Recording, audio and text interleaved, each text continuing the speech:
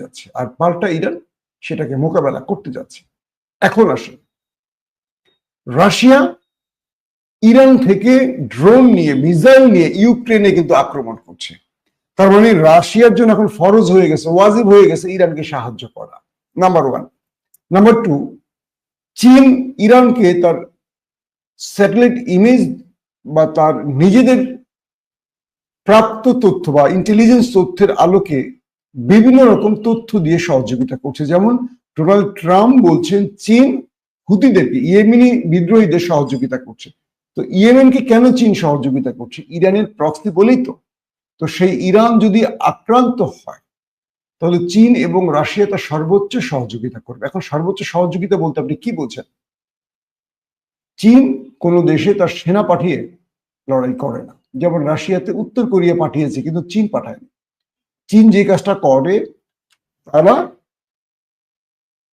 নিজেদের প্রযুক্তিকে ব্যবহার করে দুটো কাজ করে, খুব খেয়াল করে শুনবেন।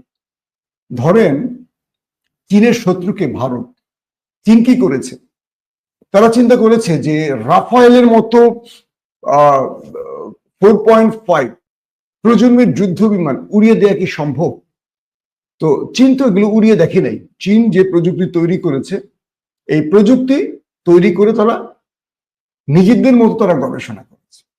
তো যখনই তারা ভারত পাকিস্তান যুদ্ধ শুরু হচ্ছে, তারা J-10 এবং J-17 থান্ডার এই দুটো তারা পাকিস্তানিদের সাথে শেয়ারিং করে পরীক্ষা চালিয়েছে, রাফায়েল, MiG-29 এবং Su-30-30 উপরে। কি করলো? ধামধাম করে রাফায়েলকে উড়িয়ে দিল পাকিস্তান চীনের প্রযুক্তি ব্যবহার করে, চীনের যুদ্ধ বিমান প্লাস মিসাইল ব্যবহার করে। সঙ্গে সঙ্গে রাফায়েলের মার্কেট পড়ে গেল, চীনের মার্কেট উঠে গেল। এবার চীন সেম কাজটা করতে চায়।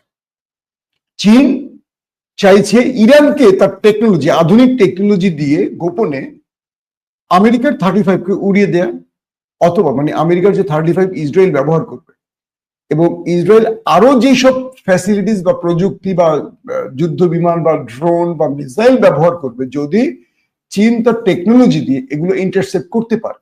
যেমন পাকিস্তান রাডার সিস্টেম লক করে, পাকিস্তান ইলেকট্রনিক্স ওয়ারফেয়ার ব্যবহার করে এই যে কাজগুলো করেছে, এখানে চীন এবং তুরস্কের প্রচ্ছন্ন সহযোগিতা। একদম কি বলবো, চীন এবং তুরস্কের মানে বিশেষজ্ঞরা পাকিস্তানে অবস্থান করছে, এটা ভারতের গণমাধ্যমের দাবি।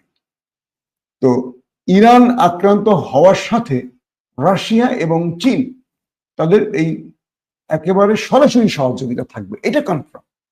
তো সেক্ষেত্রে ইরান তার অবস্থাটা, মানে মার্কিন যুক্তরাষ্ট্রের সরাসরি অস্ত্র ব্যবহার করা বা সহযোগিতা পৃথিবীর একটি দেশের জন্য থাকবেই, তা না হলো ইসরায়েল।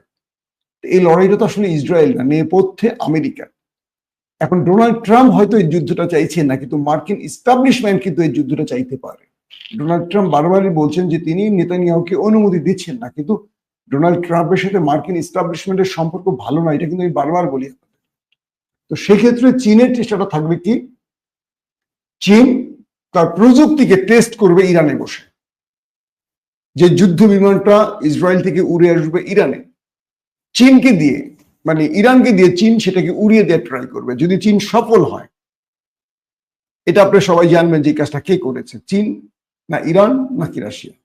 নাম্বার ওয়ান, যদি কোনো ড্রোন অ্যাটাক চালায়, সেই ড্রোনটাকে উড়িয়ে দিয়ে বা ইন্টারসেপ্ট করে ধ্বংস করে, সেখানেও চীন তার সফলতা দেখাবে। আবার এমনও হতে পারে ইরানের পারমাণবিক প্রযুক্তিকে ধ্বংস করার জন্য যে অ্যাটাক চালাবে, সেখানে আকাশ প্রতিরক্ষা সিস্টেম চীন তার মানে নিজের প্রযুক্তিকে ব্যবহার করতে পারে, সেটা ইলেকট্রনিক্স ওয়ারফেয়ার বা এন্টি মিসাইল যেটাই হোক। তো চীন মোটামুটি হুতিদেরকে দিয়ে সফল কিছু কাজ করেছে।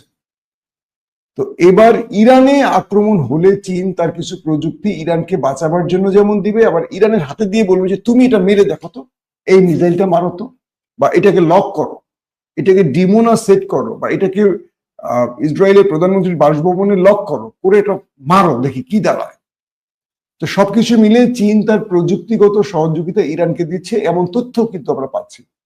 এবং রাশিয়া নিজেও ব্যস্ত আছে ইউক্রেন ইস্যুতে, তারপরও রাশিয়ার বিশেষজ্ঞ টিম ইরানে অবস্থান করছেন এবং তারা ইরানের নিউক্লিয়ার প্রজেক্টকে রক্ষায় সর্বোচ্চ চেষ্টা করবেন, এমন তথ্য পাওয়া যাচ্ছে।